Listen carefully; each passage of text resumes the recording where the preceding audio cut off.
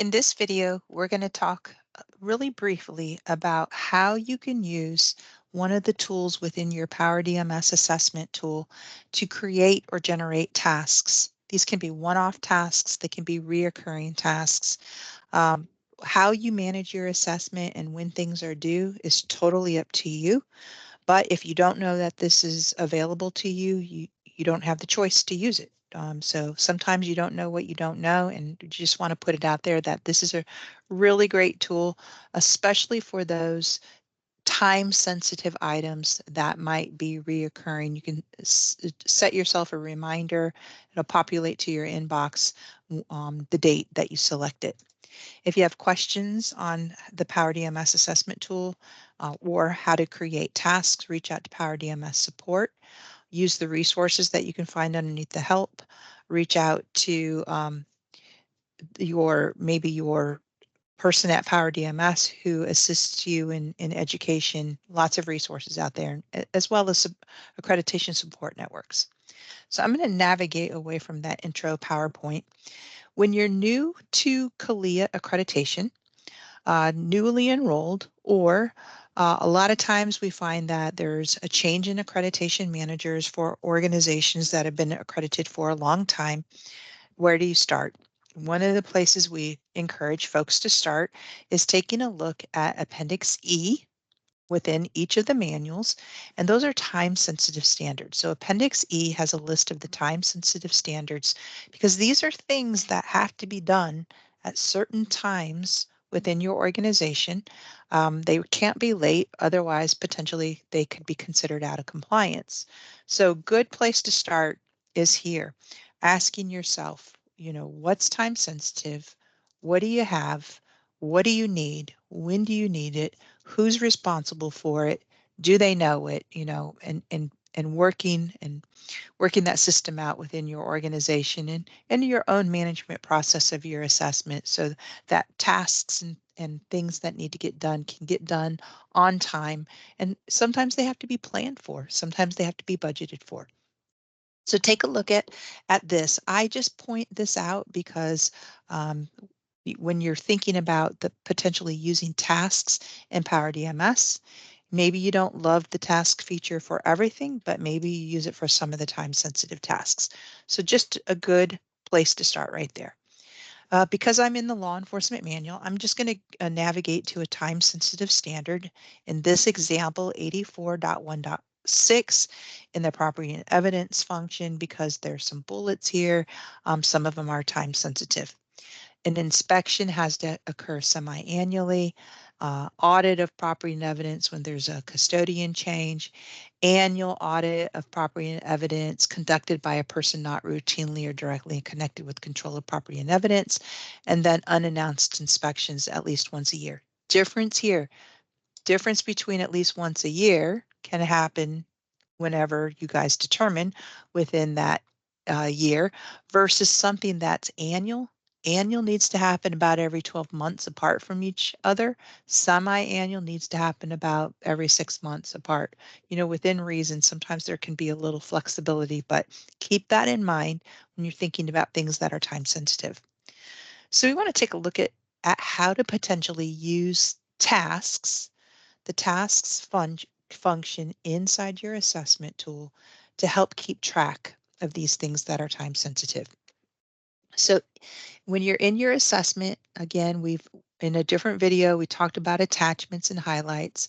Another video, we mentioned statuses. In this video, more focused on tasks. So I'm going to go to the tasks tab.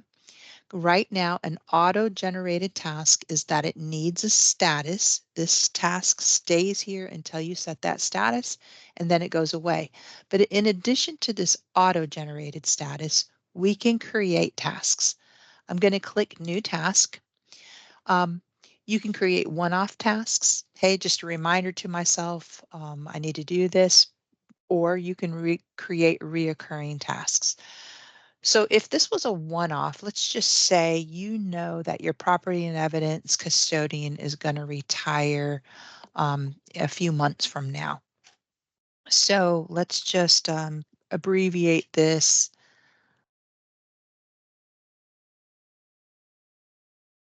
property and evidence audit due to retirement. Today, this date up here is defaulting to today's date and time. So if I click save right now, this is going to my inbox right now. But maybe I know that that property and evidence custodian is going to retire in a couple of months. So maybe I push that out, maybe a month or more prior to the retirement of that person, because this potentially needs to be planned for. Um, lots of things might need to happen. But anyway, that's just a one-off task that I can. So on 520, this task is going to populate to my inbox. Up to you how you use that, but I'm just going to select save, and that shows under the upcoming tasks. A really great use of tasks, though, using that time sensitive is a reoccurrence. And how, like with a lot of systems, how you put stuff in is how it's going to come out. So I used P&E for property and evidence abbreviation down here. I'm going to use it again just as a consistent abbreviation, P&E. And let's just say this is for the semi-annual inspection. Well, before, I don't necessarily just want to select save because that's going to come to my inbox right now. Maybe I need to see when the last time that was done. And so that this populates to my inbox a little bit in advance of when it's due again. So I can give a reminder to whoever's responsible for this. So let's just pretend like this was recently done, and I'm going to push this out to maybe September 2nd. And this is something that needs to occur about every 6 months because it's semi-annual. So I'm going to choose months and 6, and it's going to go until the end date that I have set up on the back end of my assessment. I have my assessment set up all the way through 3/30 of 2028. So this is going to reoccur every 6 months until the end date. If you don't have an end date set when you created your assessment, I'll show you where that is, then it's going to, I believe it's going to force you to put a date in there. So let me go ahead and select save. So it generates these upcoming tasks, and you can see how that works. Unannounced inspection, annual audit is going to happen annually, annual audit. So again, let's just create a few different tasks here. Consistency on maybe who's responsible, a division, a title, maybe it's training, maybe it's traffic, maybe it's quality control, things like that. Those key terms, if you always use that word to kind of preface the task when you're creating it, who's responsible for it, include a title, include a division, something like that, because then you can produce a report on it. So this is going to be an annual audit. And let's just say we do those in October, and we did one last October. So the next one's not due until October coming up. Again, maybe I want to put it at the end of September, and I could just say, due annually in October. This is going to be every 1 year. So a couple of things that I've got going on here. There's different, multiple pages here through my tasks.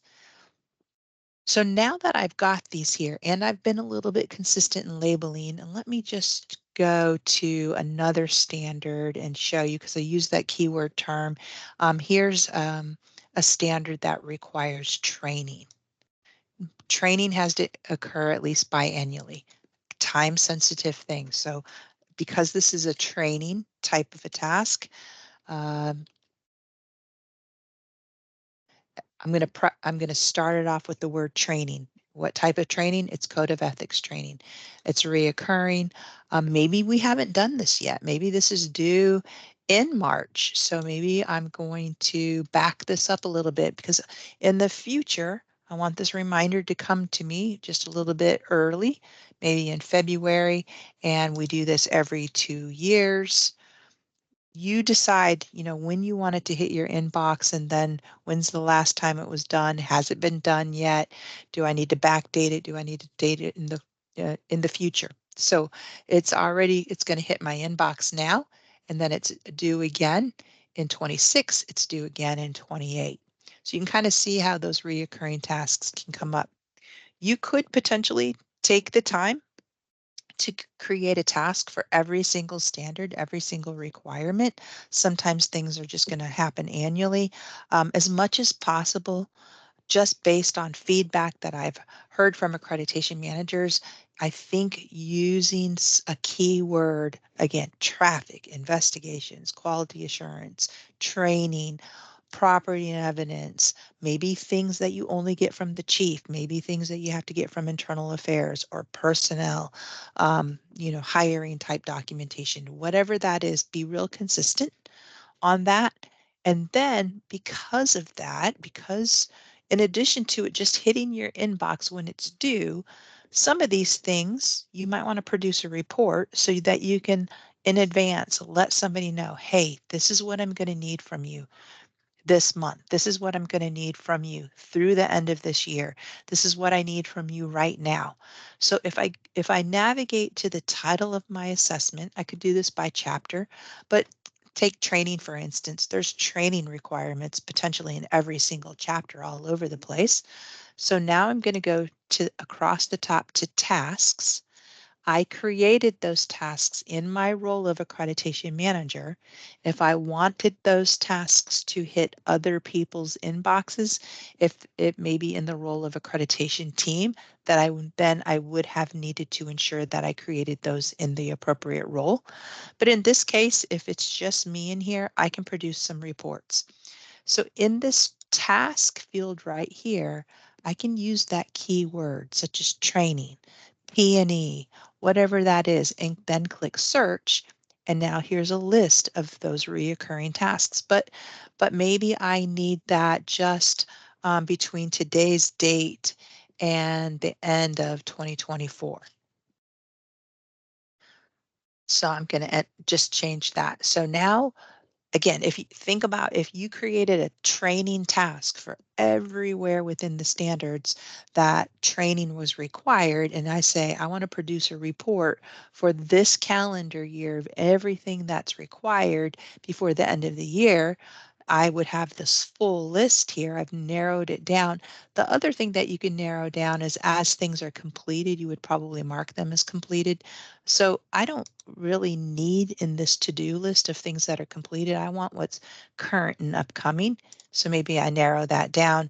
I get this list of the search result.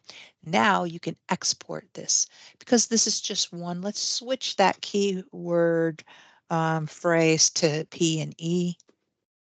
Again, I only want through this year. So I knew I have a property and evidence audit due to a retirement coming up, semi-annual inspection, and the audit that's due annually in October. It's going to hit my inbox a little bit earlier. If I want to produce this into a report, right over here, I've got a couple of options, such as Excel or Word. For the purposes of the report, I'm a little bit more comfortable in editing um, it within the Excel. So it's opening on another monitor. Let me open it up and pull it over for you. I can enable editing. I can tweak this. I can add to it. This is just what I'll show you what that column is. So the column A just read false. So what the task is, what the standard is, the role of accreditation manager. It was assigned. Um, these are the dates that it's going to hit my inbox or that their reminder due. I could add some additional notes in here. Currently, the status is upcoming. So you could do a lot with this now that this is an Excel report. You could email it again, thinking about those keywords. Okay, I need everything that I need from patrol, internal affairs, from administration. Produce these reports because I've already done the work to generate these tasks. These tasks are reoccurring. Once you create these tasks in Power DMS, unless they edit, if you make them generic enough that you can use them year after year after year, but specific enough so that they're helpful to whoever gets these reports as well as to yourself, then these can go on forever. You can even copy tasks from this assessment into your next assessment. So there's a feature right here that you can copy tasks that you set up, reoccurring tasks. They're only reoccurring, not the one-offs. So you'd have to create them as reoccurring, but you can copy these tasks once you have a new assessment created from this old assessment into the new assessment. So the work that you put into it now, it will pay off later. And it's just one way of managing your assessment.